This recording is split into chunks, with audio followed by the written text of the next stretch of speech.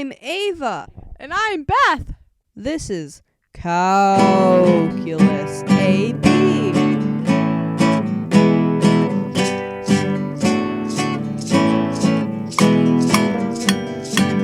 Are you ready to graph this function? I am.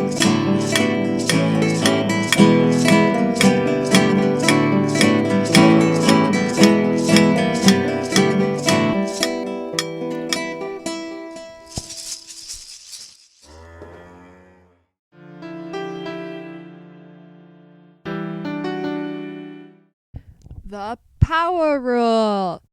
You might be like, it's calculus. It's not fun. However, I think this is one of the more fun rules. In fact, this is the best rule of all, in my opinion. So we have the exponent n, and what you do for the power rule is you bring the n to the front and you multiply it by the integer a. In the exponent, you need to subtract 1, so you have n minus 1. That's all you have to do. And if this is confusing, I recommend you practice, because practice is very important for calculus.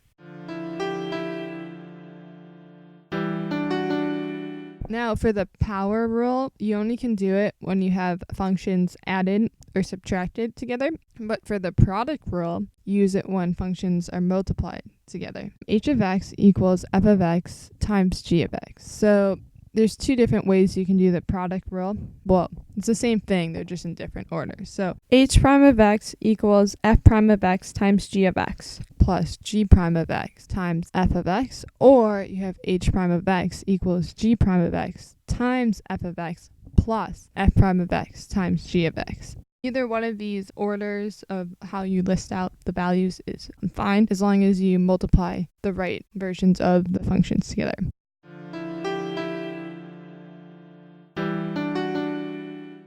The next rule is the quotient rule. You use this rule when two functions are divided by each other. Here in our example, we have h of x equals f of x divided by g of x. To take the derivative, you get f prime of x. And you always have to take the derivative of the top value, the numerator, and multiply it by the denominator, g of x, and then you subtract that by the derivative of the denominator, in this case g prime of x, times the numerator f of x, and you divide it by the denominator squared. In this case, it's g of x squared. Y equals e squared.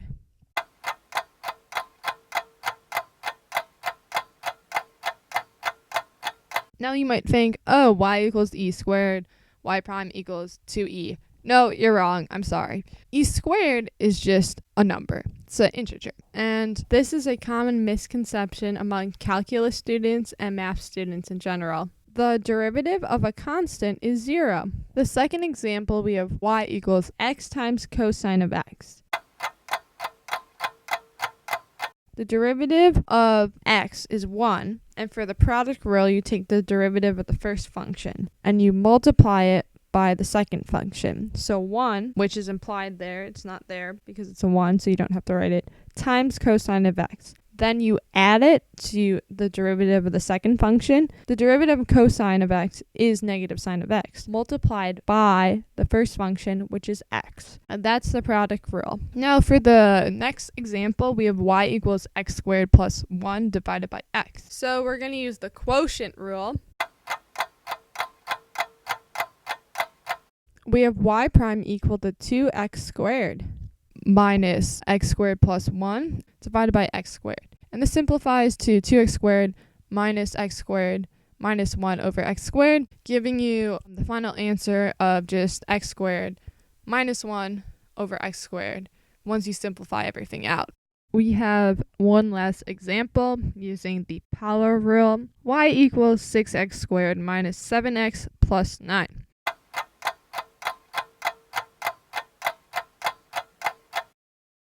This gives us y prime equals 12x minus 7. You might be like, oh, where did the 9 go? The derivative of 9 is 0, so that's what happens to the 9.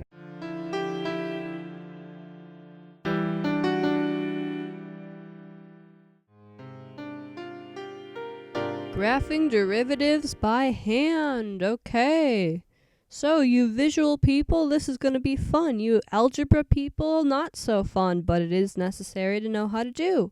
So, I'm starting out with a simple example. I've got x squared over here, just a simple parabola. And the first step that I like to think about when I'm graphing a derivative is looking for wherever the slope is 0. So basically any mins or maxes, minimums or maximums on your graph, that's going to have a slope of 0 because it's at this little peak where the slope is just a horizontal line. So in this example, it's just at the origin where the slope is 0. So you can draw a little point there, and because you know that point is also going to be on your derivative, because whatever the slope is on your f of x is going to be the y value on your f prime of x. Then the next step is to determine where the slope is increasing, decreasing, positive, and negative. So on the right side of the y-axis, the slope is positive and it's increasing. It's getting bigger. And on the left side, it's doing the opposite. The slope is negative and it's decreasing. It's getting smaller. So taking that into account,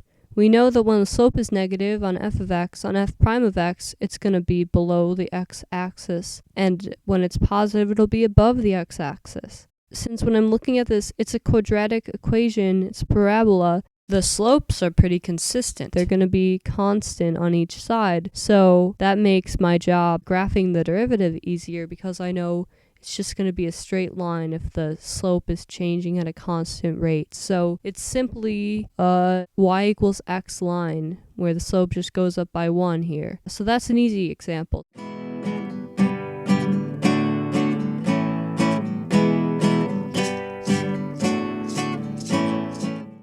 Let's try another one. Isn't this fun? Come on, guys. You know it is.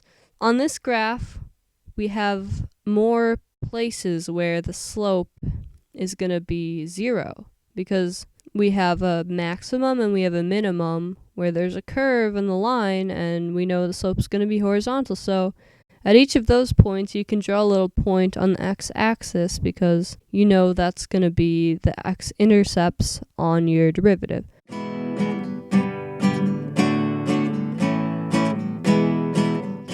And after that, we can see, okay, so between, -2, -1, the slope is positive. Between -1 and 1, the slope is negative. And lastly, between 1 and 2, the slope is positive. So we know when f prime is going to be below and above the x-axis, and it's sort of between these x-intercept points. And then you can sort of draw in the f prime graph. You know it's going to be negative only between -1 and 1, and positive to the right of 1 and positive to the left of -1, and that makes the shape of a parabola. So that's what you're going to get, a sort of a parabola. And one other thing, a little advanced for now, but concavity is something you're going to learn about more in the next couple of episodes. And you can see on this f of x graph here, it's concave down between -1 and 0 because it's an upside down bowl. And then between 0 and 1, it's concave up because it's a bowl shape. And in the middle of that, there's